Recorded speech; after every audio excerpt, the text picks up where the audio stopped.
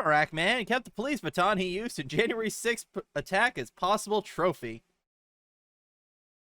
Wait, so like he got it off a cop or also January 6th? Outrage printer go burr. Coke mauled. A Tamarack man is accused of assaulting law enforcement during the January 6th attack on the U.S. Capitol, used a police baton to strike an officer and was dragged a second officer down a staircase, then kept the baton as a possible trophy, newly released court records show.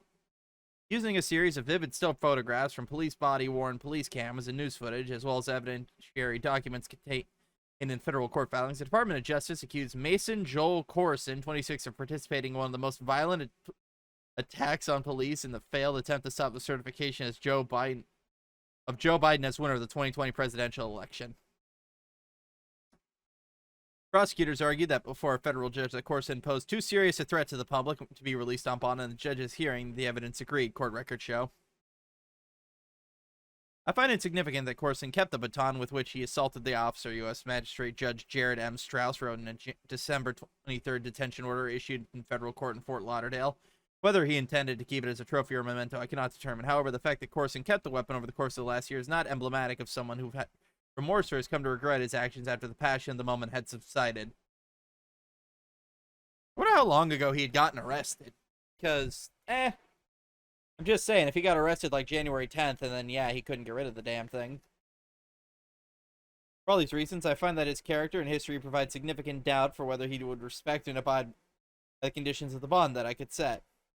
Corson is charged with offenses that include assaulting, resisting, or impeding certain officers using a dangerous weapon, inflicting bodily injury, civil disorder, and entering and remaining in the restricted building or grounds with a deadly or dangerous weapon, among other federal crimes. It's a metal stick! If the cop used it to beat a black person, nobody would have cared.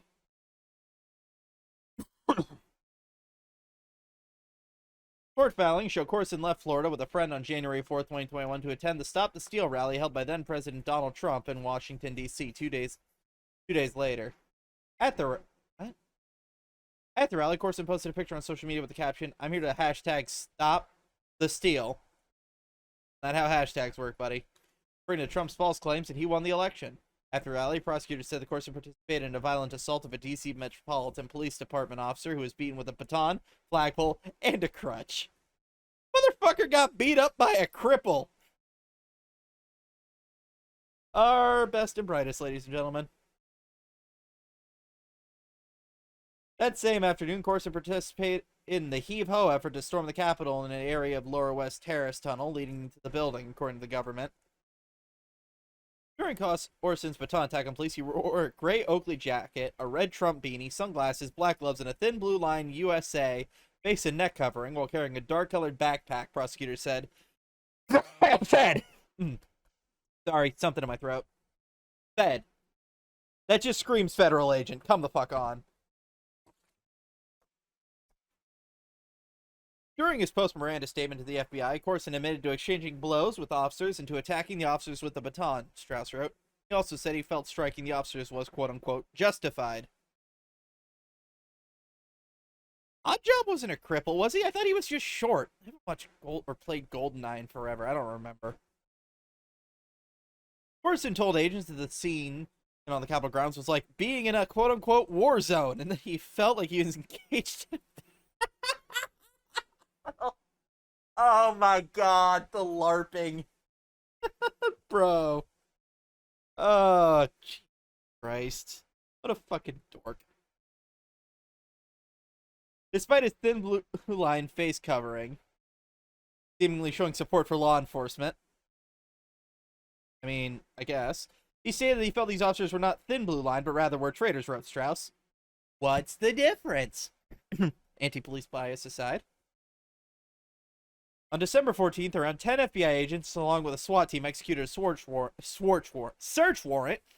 on Corson's residence in Tamarack, the records show. They found the baton he had used during the Capitol attack, along with 2 firearms and clothing he wore during the riots, according to the documents. Okay. But why is the firearms relevant? It's not... Did he have them on him? Did he, at the time? Did he attack somebody with them? No. Then this detail is unimportant.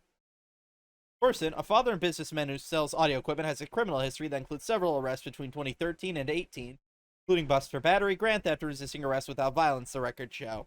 Ah, so he's just a shithead. Okay. Clear and convincing evidence indicates Corson took part in what can only be described as an armed insurrection against. Strauss said in his order rejecting bond for Corson. The rioters sought to overturn the results of a democratic election in with which they were unhappy, not by politics or by law, but by force. I cannot conceive of anything inviting.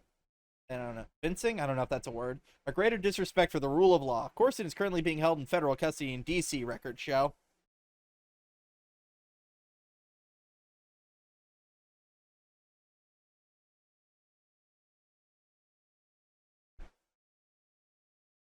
Okay, which one is he supposed to be in that one?